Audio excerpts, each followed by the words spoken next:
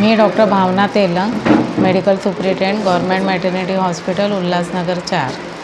आज आमच्याकडे इथं 2 महिन्यापूर्वी KHPT आणि mother and child Mumbai base organisation आहे, त्याच्या वतीने त्यांनी आम्हाला एक प्रपोजल दिला की आपला मॅटर्निटी हॉस्पिटल आहे आणि SNC फॅसिलिटी आहे, तर आपल्याला इथं कंगारू मदर जी स्कीम आहे कर्नाटका हेल्थ प्रमोशन टीमची, तर त्यांनी सांगितलं की इथं आम्ही सेंट्रलला घेत आहोत, तर आम्हाला इथंही चालू करायचं आहे. जे लहान मुलं आहे, जे कमी वजनाचे आहे किंवा जे नॉर्मल बच्चू आहे, त्यांना एक प्रॉपर म्हणजे ब्रेस्ट फीडिंग देऊन त्यांचे वजन कसे वाढवायचे आणि त्यांना विविध आजारापासून कसं काय आपल्याला दूर ठेवता येईल, त्याच्या वतीने त्यांचं हे अतिशय एक चांगल्या प्रकारचं उपक्रम आहे.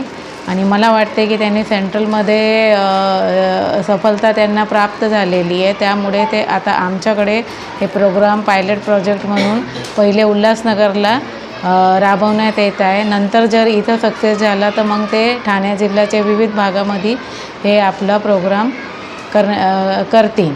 आणि मला अशी अपेक्षा आहे की आमचे जे KMCचे स्टाफ आहे आणि आमच्या स्वतःच्या शासकीय प्रसूतिगृहाचा जो स्टाफ आहे ते आणि KMCचे सपोर्टने चांगला आपण उल्हासनगरचे जे आहे पेशंट आणि बाळ त्यांना एक चांगला आरोग्य देऊ शकतो अशी मी अपेक्षा करते.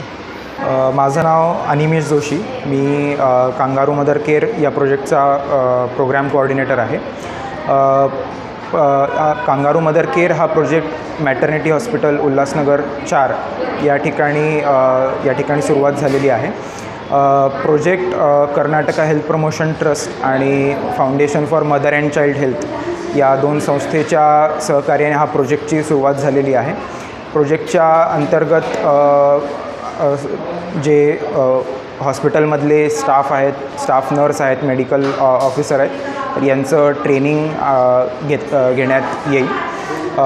हॉस्पिटलमध्ये जे कमी वजनाची बाळं असतात तर त्यांना कांगारू मदर केअरविषयी समुपदेशन करण्यासाठी संस्थेचे नर्स मेंटर या रुग्णालयात उपस्थित राहतील. ज्या वेळेला हे लो बर्थ वेट बेबी जे असतं आणि त्यांची मदर इथनं हॉस्पिटलमधनं डिस्चार्ज होईल आणि कम्युनिटीमध्ये जाईल, तर त्यावेळेलासुद्धा त्याचा फॉलोअप घेण्यासाठी 2 पिअर एज्युकेटर आमचे संस्थेचे आहेत. या प्रोजेक्टला डॉक्टर भावना तेलंग ज्या मॅटर्निटी हॉस्पिटल उल्हासनगर 4च्या मेडिकल सुपरिटेंडेंट आहेत, तर त्यांनी आणि सर्वच पूर्ण स्टाफनी आम्हाला सहकार्य केलं, याबद्दल त्यांचे धन्यवाद. कोणार्क, अपना शहर अपनी बातें.